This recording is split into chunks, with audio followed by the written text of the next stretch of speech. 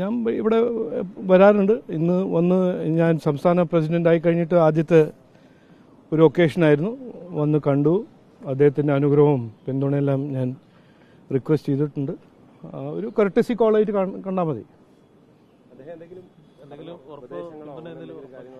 എന്തിൻ്റെ ഉറപ്പ്? അതിനല്ല, ഞാനൊരു കർട്ടസി, ഒരു അദ്ദേഹത്തിനെ കാണാനും അദ്ദേഹത്തിൻ്റെ ഒരു അനുഗ്രഹം എടുക്കാനും വന്നു, സംസാരിച്ചു, പോകുന്നു.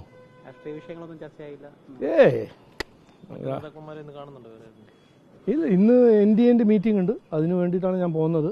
ഇത് ആദ്യത്തെ ഒരു NDA ഘടകത്തിൻ്റെ ആദ്യത്തെ ഒരു മീറ്റിംഗ് ആയിരിക്കും. നമുക്ക് എല്ലാവർക്കും അറിയാം, ഇന്നലെ ലോക്സഭയിൽ നടന്ന ഒരു വലിയൊരു മൈൽ സ്റ്റോണാണ്. അതിനെപ്പറ്റിയും ചർച്ച ചെയ്യും NDAയിൽ. അതുകൊണ്ട് എനിക്ക് ഒരു പോയിന്റ് പറയാൻ ആഗ്രഹം. ഇവിടെ ചില പാർട്ടികൾ ഇങ്ങനെ ഒരു മിസ്ഇൻഫർമേഷൻ സ്പ്രെഡ് ചെയ്യുന്നുണ്ട്. ഇത് മുൻപത്തെ ജനങ്ങൾക്ക് അത് റെട്രോസ്പെക്റ്റീവ് ഇഫക്റ്റ് ആവില്ല എന്ന്.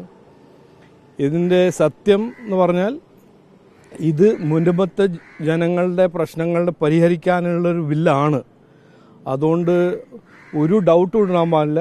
മുൻപത്തെ ജനങ്ങളുടെ അവരുടെ അവകാശം, അവരുടെ റൈറ്റ് ടു പ്രോപ്പർട്ടി ഈ ബില്ല് പാസ് ചെയ്ത ഉടനെ അവർക്ക് ആ അവകാശം കിട്ടും എന്ന് അതിൽ ആർക്കും ഒരു സംശയം ഉണ്ടാകാൻ പാടില്ല. എന്തോ ഇതിനെ പറ്റിയോ? ഇല്ലല്ല,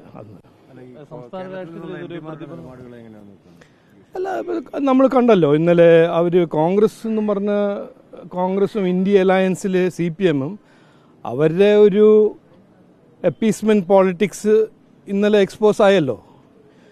അവരിങ്ങനെ ഒരു നാണമില്ലാത്തൊരു നോണയും പറഞ്ഞ് ഈ ആർട്ടിക്കിൾ മറ്റേ ആർട്ടിക്കിൾ വയലേഷനാണ് കോൺസ്റ്റിറ്റ്യൂഷൻ എന്നും പറഞ്ഞ് അതെല്ലാം ഒരു നോണയാണെന്ന് എല്ലാവരും മനസ്സിലാക്കിയിട്ടുണ്ട്.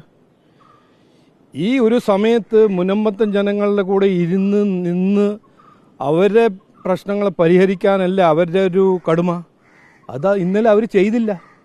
അതിപ്പോൾ എല്ലാവർക്കും മനസ്സിലായിട്ടുണ്ട്.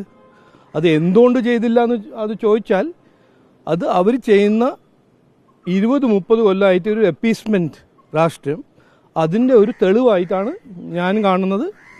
രാജ്യത്തിലെല്ലാവരും 3 മണിവരെ ഇന്നലെ ലോക്സഭാ ഡിബേറ്റ് കണ്ടപ്പോൾ അവർക്ക് മനസ്സിലായത് ആ ഒരു രാഷ്ട്രീയം ഇന്ന് മുതൽ ഇവിടെ നിർത്തണം.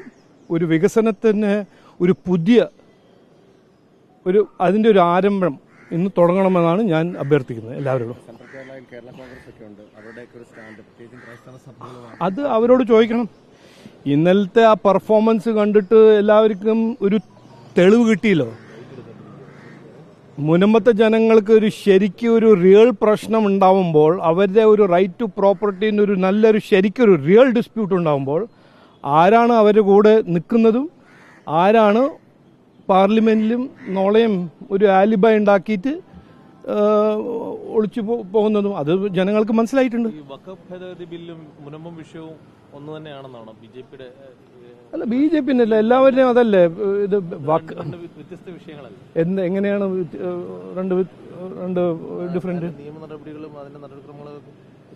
ഈ റൈറ്റ് ടു പ്രോപ്പർട്ടി പറഞ്ഞ ഒരു കോൺസ്റ്റിറ്റ്യൂഷണൽ റൈറ്റ് ആണ്. 365 ആർട്ടിക്കിൾ കോൺസ്റ്റിറ്റ്യൂഷണൽ റൈറ്റ് ആണ്.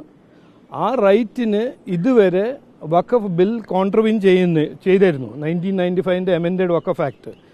അതിനെ കോൺസ്റ്റിറ്റ്യൂഷന് കൂടെ അലൈൻ ചെയ്യാനും മുൻപത്തെ ജനങ്ങളുടെ പ്രശ്നങ്ങളുടെ പരിഹരിക്കാൻ ഈ ബില്ല് കൊണ്ടുവന്നത്. ആ ബില്ലിൻ്റെ ഇഫക്റ്റാണ് മുൻപത്തെ ജനങ്ങളുടെ റൈറ്റ് ടു പ്രോപ്പർട്ടീൻ്റെ അവകാശം എസ്റ്റാബ്ലിഷ് ചെയ്യാൻ പോകുന്നത്.